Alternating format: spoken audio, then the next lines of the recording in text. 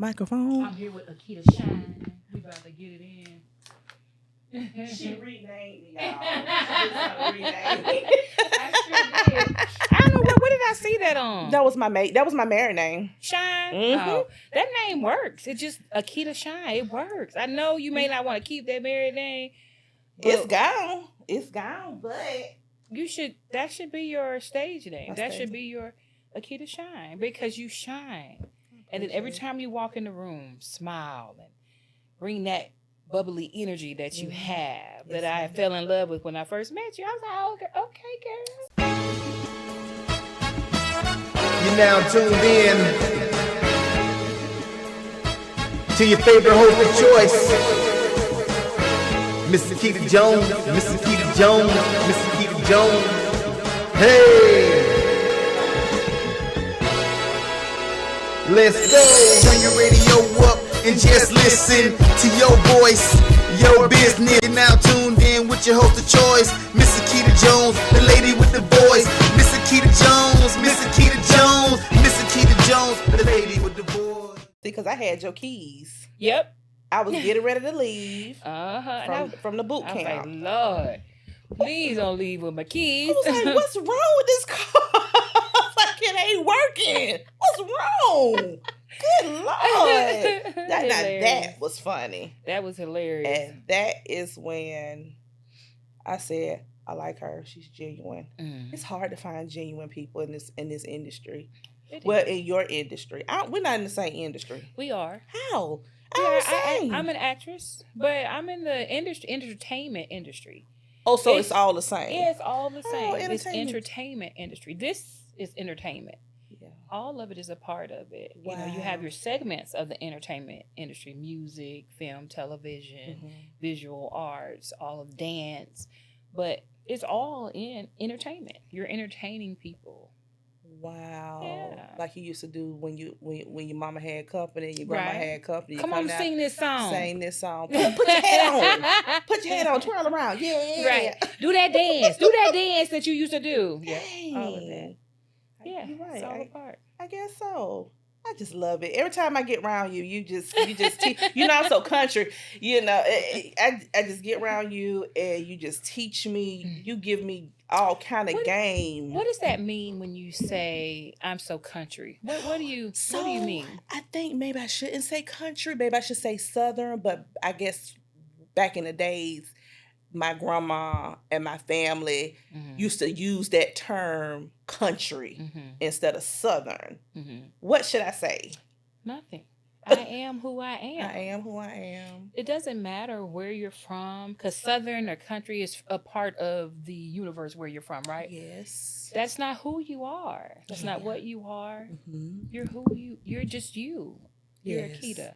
And we so many times we take on those stereotypes that are passed down. Yes, ma'am. They really aren't us, and they're meant to be negative. Girl, you so country. Okay, so what does that mean? Even if I am, if I have a southern drawl, does that make me any less of a person that I am? No. So don't accept it, right? Yes, ma'am. Because you control that, not them. Yes, you ma'am. control that. Okay. We done skipped the introduction and everything, but for all of y'all that don't know, let me introduce you. Oh. Award-winning writer and director, CEO of Simply Tiffany Soul Production, Miss Tiffany Roberts, everybody. Hey, y'all. I love this lady. Y'all, anybody that know me, no, I love realness. I love being around genuine people, and she is it. Miss Tiffany! Okay. For those who may not know you yet, who is Simply Tiffany Soul, and how did your journey begin? Ooh, Akita. Well, how much time do we have? Honey, you take your time. If I have to pay extra, I sure will. Honey, this is game. I love it. When people ask me that question, I don't really even know how to answer it sometimes.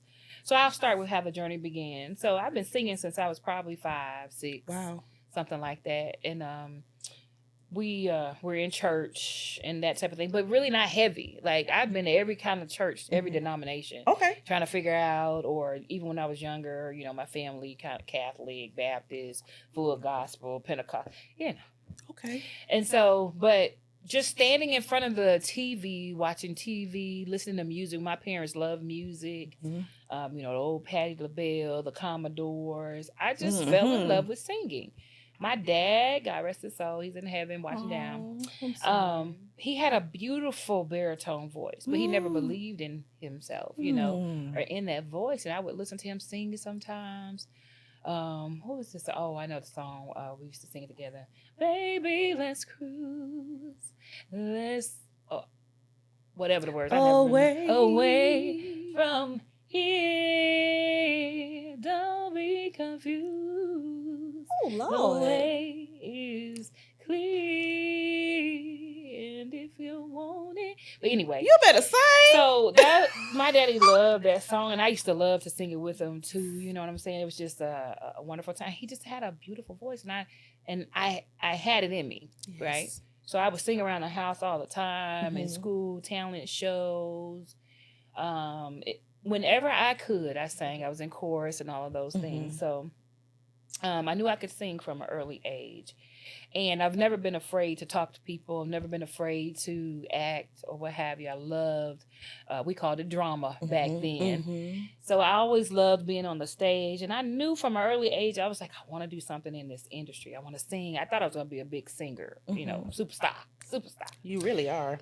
Oh, thank you, honey. But that didn't really pan out. Even though I've had some wonderful opportunities from singing on the stage, headline at the Taste of Chicago on the main stage. So things are like that. I've had moments where I got to enjoy doing what my first love, which is singing. So when that kind of didn't pan out, of course, when I got older, but life happens. But I got into theater, acting. I love being on stage. Theater is my first love. Musicals. I love musicals. So that's kind of how the progression. I fell in love with it, kept watching, moving. But I didn't go to school for it, which is crazy. I should have. But, I thought about money, and I was a young mother. I had my baby at Breezy at 19, freshman in college. And so I had to think about supporting her, what have you. So I changed my whole mindset, major and everything to computer science, because that we were on the brink of computers and the whole technology explosion. So I changed to that. So moving on forward, the name Simply Tiffany Soul, I've always been simple, just simply me, just me. Okay. In whatever I do, I'm not complicated. I speak my mind. I'm very direct. Anything I want to do, I just think about it, make a plan, and do it. And so over the years, I said, I'm just simply me. People say, who you are? I'm just simply me. I'm not anybody special. I'm not. I'm just a human with a purpose. And I love people from the depth of my soul. Yes, you do. I am a people lover. I am a giver. I'm a helper. I'm a vessel. Yes. And so I was like, Simply Tiffany Soul just kind of came to me one day because I do everything from my soul. And so that's where the name came from, Simply Tiffany Soul. My first album was called Simply Me. And the essence of love, because I love and loving on people, as you know.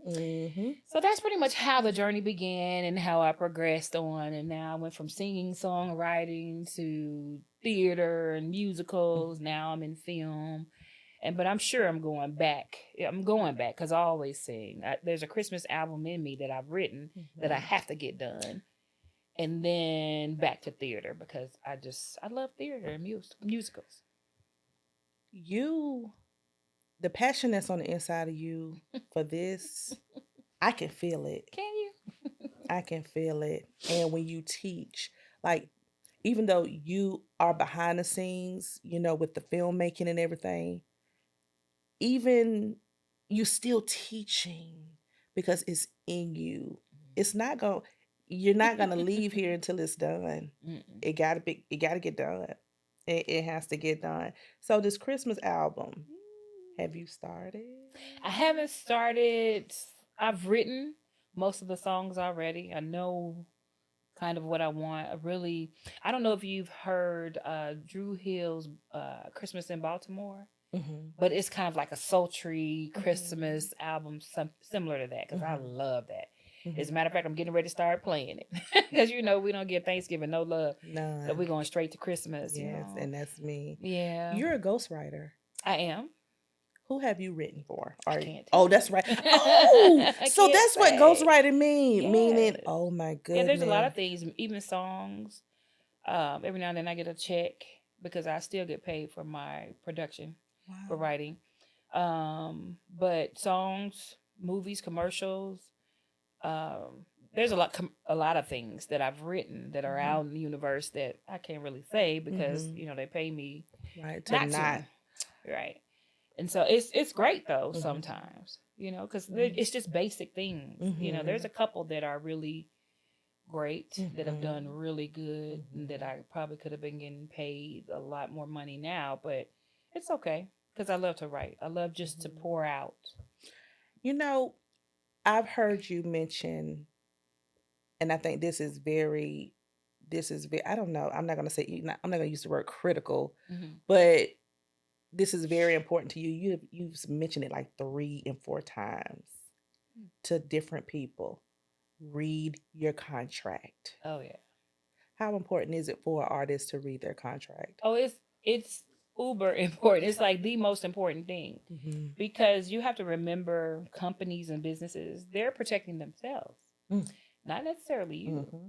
And so reading your contract and understanding what the limitations are, what the expectations are, the terms, making sure that what you want, they have it in writing. So, to ensure that you're receiving the proper payment or whatever rights or whatever it is, depending on the project you're working on, you have to read that contract from beginning to end. Every word and word placement or lack thereof a word changes the meaning of that section.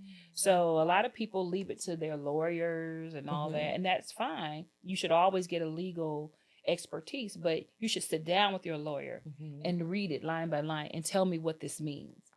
And don't just leave it to them to interpret it for you. They make mistakes too sometimes. Yeah. And sometimes every attorney isn't, even though you're paying them, they're not on your side. So at the end of the day, you have to make sure and always use your own. Don't use their attorneys or somebody else's attorneys and let them know.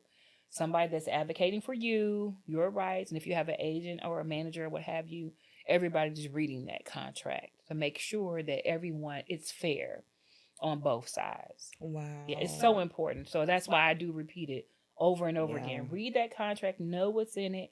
Make sure you put what's in it. Negotiate. Everything is negotiable. Everything. So, and if they want you bad enough, they're going to meet your terms or meet in the middle. I can see you singing in something by Tyler Perry. I can kind of see that because everybody sings and they sing from their soul, and I can tell that you do too. I know. I know. What inspired you to turn your passion into a business? Well, I know because I auditioned for Woman Thou Art Loose with Bishop T.D. Jakes. Okay. And his whole crew or whatever, it just it wasn't a positive experience. And whereas I should have been a part of that production, but it's okay that I wasn't. Are you serious? Oh yeah. But it's okay that I wasn't. So in that moment I said, you know what? I'm gonna write my own play. I'm gonna write my own musicals. I'm gonna do my own thing. I don't need anybody else to validate me. And so in doing that, I had to create a business so that I could file the right taxes, you know what I'm saying, get all the incentives and things of that nature as an entrepreneur. And so that's what made me turn my passion into a business. Because if it wasn't for that, I probably would have never, I just, sing and just do things, right? Help people, coach, whatever. And so when I did my first play, The Mistress Club, and it's not a musical, it has music as a character that helps push along the story. And so, and it did very well. It was great. Like that was a good play, but I learned a lot of what not to do next time doing that play. But that was the reason why I turned it into a business, because of all the legalities and contracts and things of that nature. I didn't want to do it in my name. I did it in the LLC just in case things went awry. I didn't want them taking my little $2.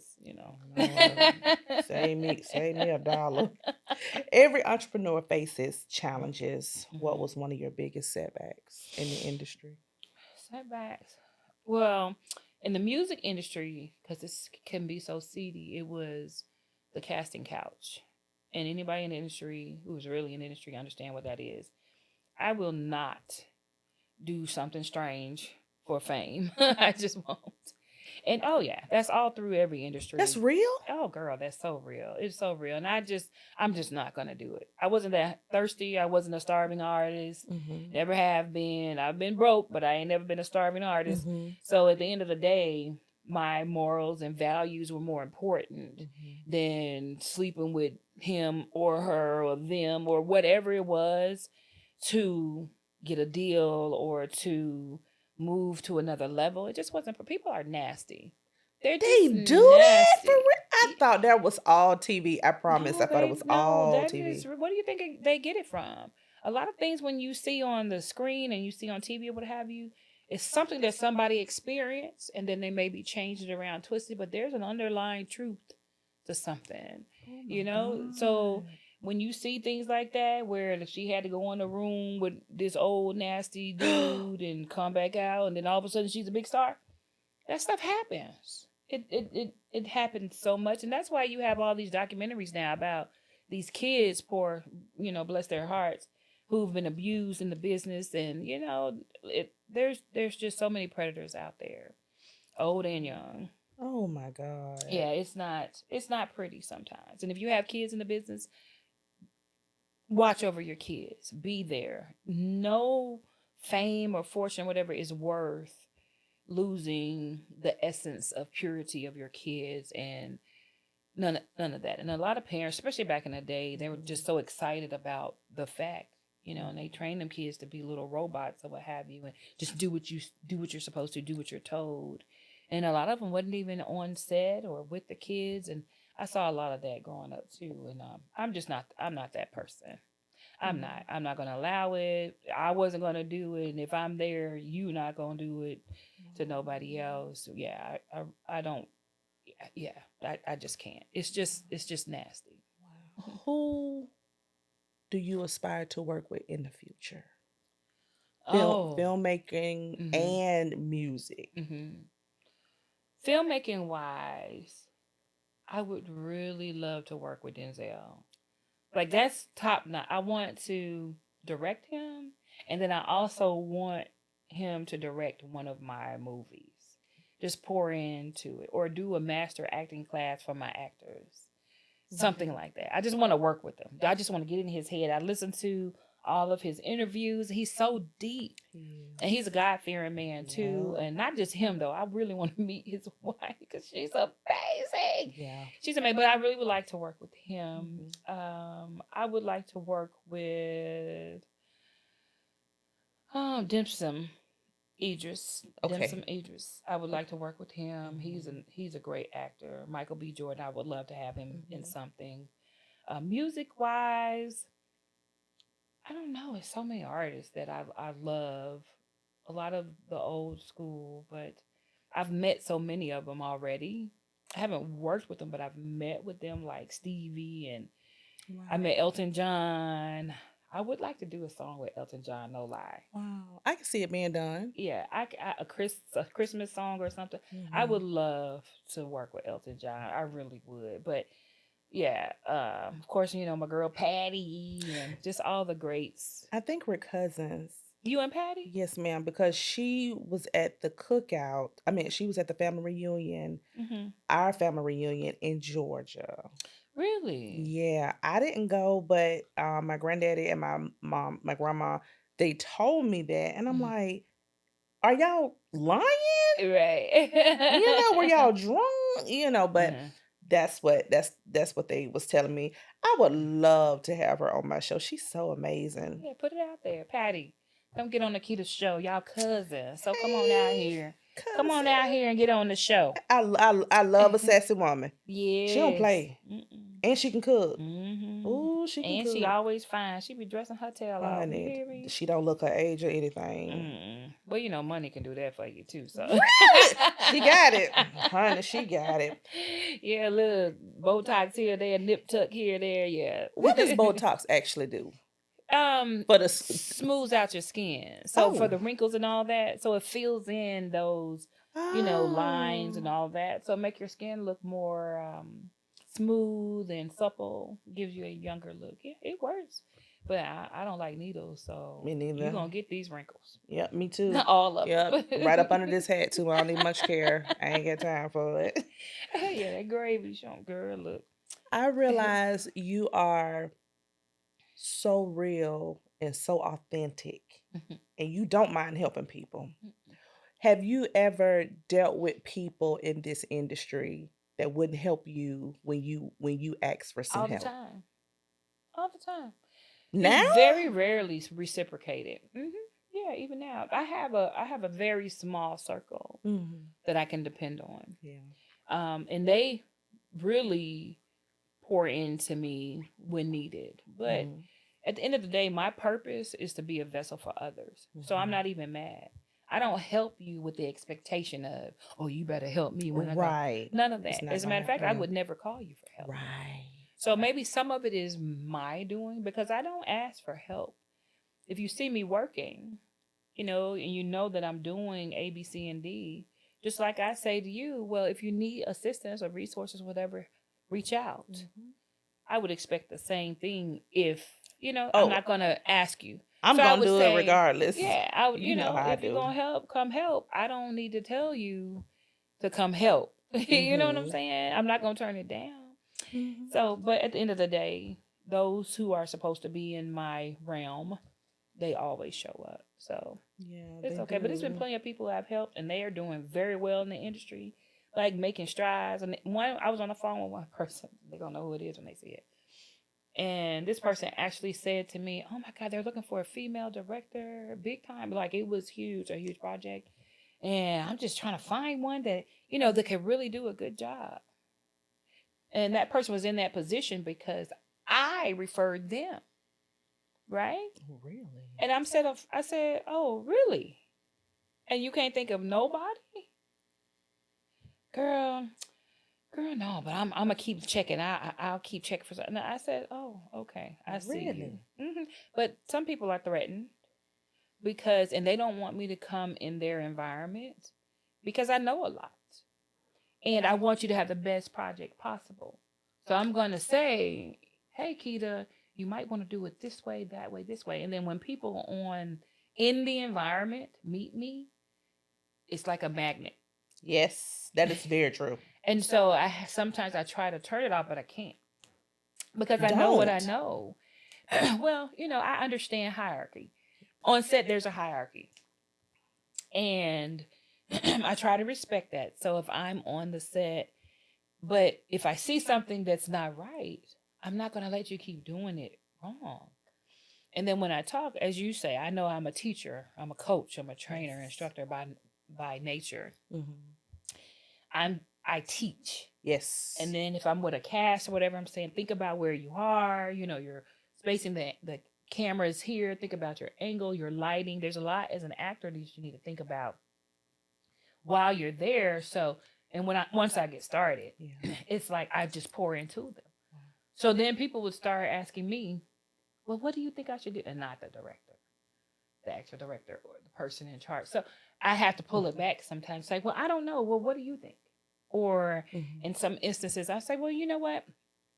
You know, I'll go to them and say, hey, make sure y'all ask the director or what have you. I'm just here as a consultant to oversee, you know, look at everything. Mhm. And then I'll give my suggestions or whatever. Mhm. And so I try to mitigate it as much as I can, but I can only be me. You know what? And I love that you are you. 'Cause I just love you. Listen, you know when I do this right here, and I get comfortable, because we about to talk. Come on, let's I'm about talk. gonna put the song down. Let's talk. Let's talk, girl. Let's You talk. know what? I'm thinking, Mhm. build your own table. Mhm. Build your own table. You know what everybody is doing? And I'm going to tell it. Go to these acting classes with all these different acting students. That's what, when you go into our acting class, Mhm. there's directors there. And they're pulling people. Mhm. They're pulling these people. They're pulling some of these filmmakers, and they are doing their thing, and they're setting them up on, and they're showing them, you know, they're putting them in movies. They're putting them in movies. You can do the same thing. I've done that. Mhm. I take acting class. I just haven't in a while. You because haven't I haven't take had it. time. No, but I do. I Oh, take it, and I'm cool. in the environment, Okay. and I learn what actors learn because, like I said, I'm an actor too, and I've been in, a couple things. So, but I like to learn what's new. What are they being taught right now? So I stay on top of that. Even as a director, we have to pour into ourselves too and take the classes and understand what are you being taught in class nowadays and how does that fit with what I'm doing, right? When I'm a director. So when you come to me, I understand what's in your head and what you're pulling from. But honestly, acting is 10% book knowledge and all the other stuff, and it's 90% emotional content and control and instincts. That's it. How do you know this stuff? I don't know. It just, Good Lord. but I've been doing it It's for a gift. long time. It's a gift. It is, but I've been doing it for a long time. I've made many mistakes. I still make mistakes. I'm not perfect, but I know what I know, and I know what I want to see. And I know when actors come to me, they're looking for direction. And so I'm going to give them that, but I'm going to pour more into them because you should leave a set learning something new. I agree. Every time. Speaking of mistakes, you just had a new movie, and I didn't see any. I ain't see no mistakes. I didn't see, when I say it flowed. Oh, thank you. It was a rose through cancer. Yes. Now, I'm not gonna go into detail, but it's a very, very emotional, But I was able to sit through the movie, and hold myself together, But that movie, you did that. Thank you. My God, you you. did that. And I was like, Thank you. and as soon as it came on, I was like, oh my God, I know her. I know him. I've seen her. And everybody was professional. It was good. It was heartwarming. I hate crying. But I was just holding it together. Where did the inspiration come for you to create that movie? So, A Rose Through Cancer, I've been birthing for about 10, 11, 12 years, maybe. Okay. And at first when I wrote it, it was a short. Because sometimes I'm a lazy writer. So I wrote it as a short. It had a lot of montages. I was like, I'm just going to do a short. And then we tried to shoot it, but it just wasn't the time for it. Okay. And so over the years, whoever, God, whatever you want to claim, the higher power kept talking to me. I need you to write this. I need you to finish it. Do what I tell you to do. Get it done. I was like, I don't want to. I'll pick it up. I don't want to do this. I was doing theater and doing the plays and all that at the time. And so when I finally in COVID, 2020, right after COVID, I had surgery and then I died. So yeah, I had a pulmonary embolism and I died. I saw the white light. I saw my grandparents. And my family hates for me to talk about it, but I talk about it because it was real. And so in that moment,